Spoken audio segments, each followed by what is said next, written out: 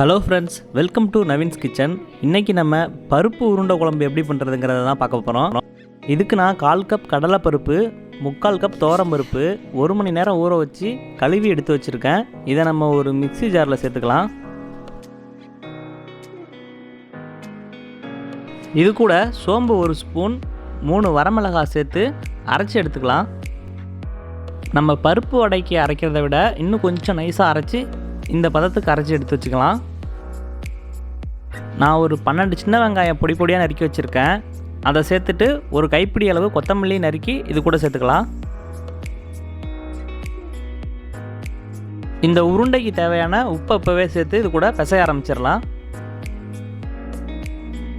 உருண்டையோட அளவுலாம் உங்கள் ஆப்ஷன் தான், எந்த சைஸில் வேணாலும் உருட்டிக்கோங்க. ஏன்னா நம்ம இட்லி பானையில் வேக வச்சுட்டு தான் அதுக்கப்புறம் குழம்புல சேர்க்க போகிறோம்.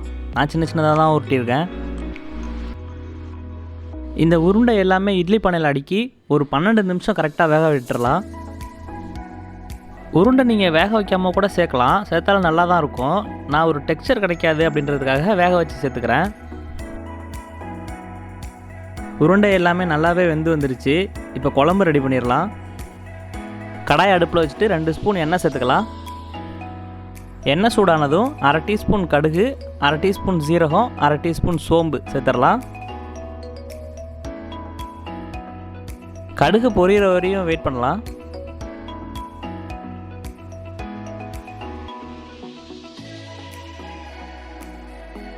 கடுகு நல்லா பொரிஞ்சிருச்சு. நான் ஒரு 5 பல்லு பூண்டு வெட்டி வச்சுருக்கேன், அதையும் இது கூட சேர்த்துடலாம்.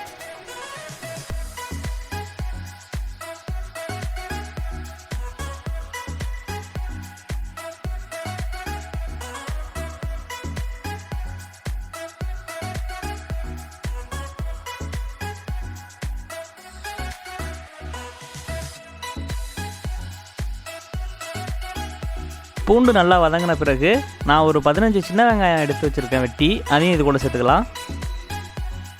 உருண்டைக்கும் சரி குழம்புக்கும் சரி சின்ன வெங்காயமே யூஸ் பண்ணுங்கள், அதுதான் நல்லா டேஸ்ட்டாக இருக்கும்.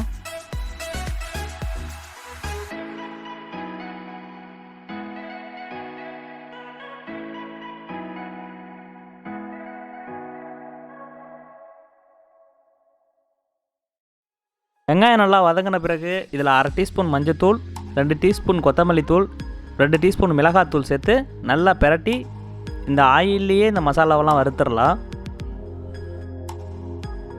நம்ம குழம்பு ரொம்ப கொதிக்க விட போகிறதில்ல, ஏன்னா எந்த காயுமே போட போகிறதில்ல.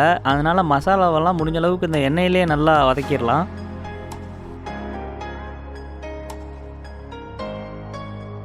நம்ம காய் எதுவுமே போடாததுனால தக்காளியை புளி ஊற்றுறதுக்கு அப்புறம் சேர்த்துக்கலாம். நான் ஒரு எலுமிச்சம்பழம் அளவு சைஸ் புளி எடுத்து கரைச்சி வச்சுருக்கேன், அதை இப்போ ஊற்றிடலாம்.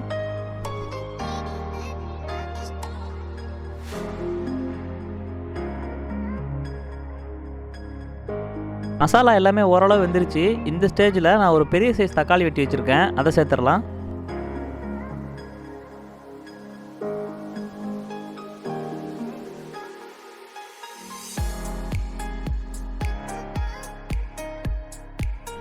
தக்காளி கொஞ்சம் வெந்ததுக்கு அப்புறமா நம்ம இந்த குழம்புக்கு தேவையான தண்ணியையும் உப்பையும் சேர்த்துடலாம்.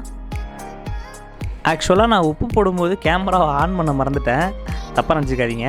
உப்பு போட்டிருக்கேன். நான் ஒரு 1/4 கப் தேங்காய் அரைச்சி வச்சுருக்கேன், அதையும் சேர்த்துக்கலாம். தேங்காய் அரவை ஊற்றின பிறகு கொஞ்ச நேரம் குழம்பை கொதிக்க விடலாம்.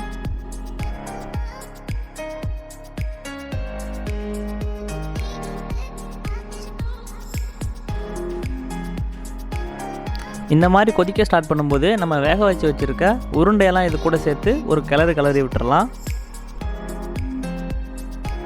உருண்டையை சேர்த்த பிறகு இதை ஒரு மூடி போட்டு இன்னொரு 5 மினிட்ஸ் கொதிக்க விட்டுறலாம். எல்லாமே ஓரளவு நல்லா வந்துருச்சு. இப்போது மேலே கொஞ்சம் கருவேப்பிலை தலை தூவிக்கலாம். அவ்வளோதான் ஃப்ரெண்ட்ஸ், ரொம்ப டேஸ்ட்டான பருப்பு உருண்டை குழம்பு ரெடி ஆயிடுச்சு.